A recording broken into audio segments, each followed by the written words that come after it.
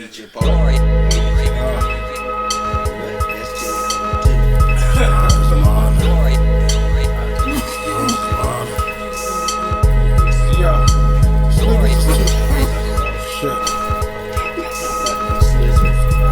Yeah. Keep talking.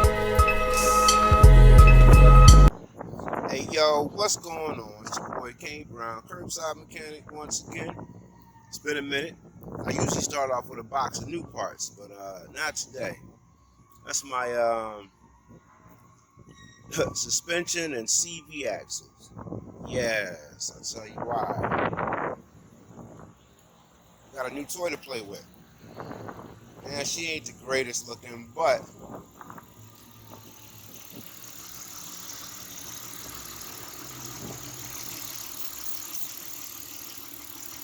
she will be. So what I'm doing today, I gotta get in here and replace all of this right here. I do want to clean it up. I should have been done already, but I'm not. So let's see what we can do.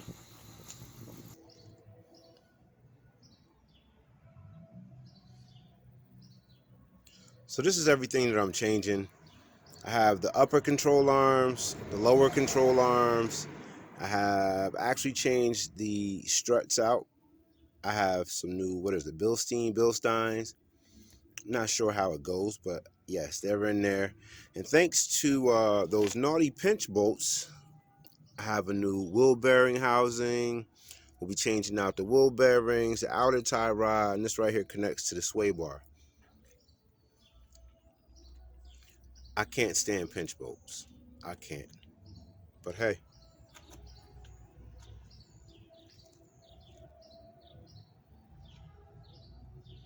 It looks so pretty out of the car. Let's get it in the car. See what we could do then.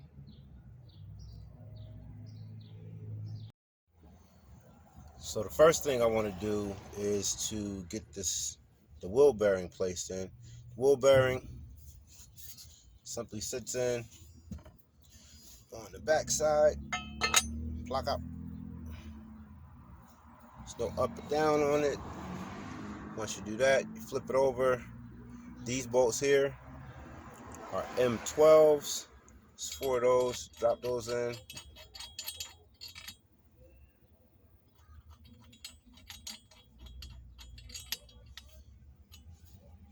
You drop them in once you get the holes lined up. It's 4 of those. They get torqued down to 50 newton meters, and they also no, they get torqued down to what is it? 80 newton meters, and also a quarter turn.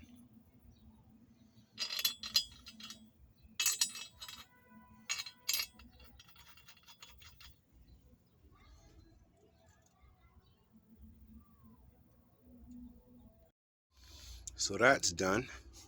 Next, I want to go ahead and put the upper control arms in. This one and this one here.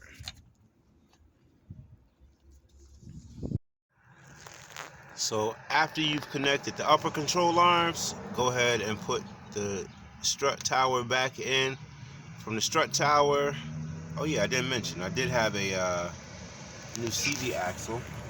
So I'm gonna go ahead and put the CV axle in, and from there, I'm gonna attach the lower control arms and put the wheel bearing mount back in, or the wheel bearing housing. I do apologize. Battery's a little low, so we are short on video footage.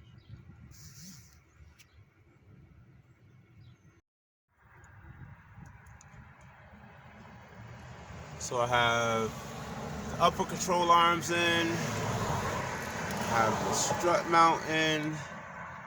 Also was able to do the CV axle real quick. With the CV axle, 6 bolts, just torque them down to like 70 newton meters. And it's these were an M10. So now I'm gonna do the lower control arms. The one in the rear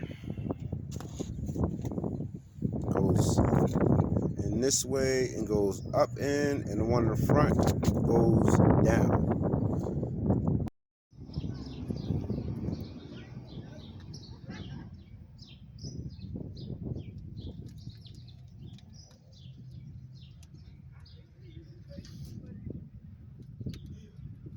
So everything is pretty much back in. The only thing I wasn't able to swap out so far, the outer tie rod. I have no idea why, but I have a hard time getting those off. But I'll just get it done when I take it to get the alignment. And I'm missing a bolt too for the strut tower. I'll find it someplace around. So I'm gonna go ahead and torque everything down now. Only thing I'm sad to say is that I do not have some new calipers, nor do I have a new bracket for the calipers. So that old rusty stuff has to go back on, unfortunately, but change that up in the future. So for right now, like I said, I'm gonna go ahead and torque everything down, put this bad boy back on the ground, and I have to still do the strut on the driver's side and the brakes. Excuse me, the passenger side.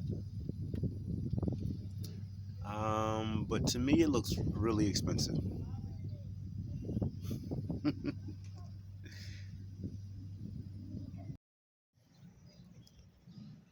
got the car back down, but I'm just looking at the damage, man. Look at all this stuff right here.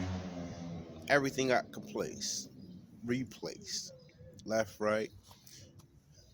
This is the remnants of the old bearing that didn't come loose, still stuck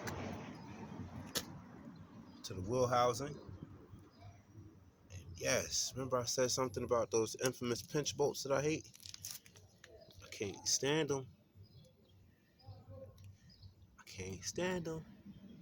But it's all right.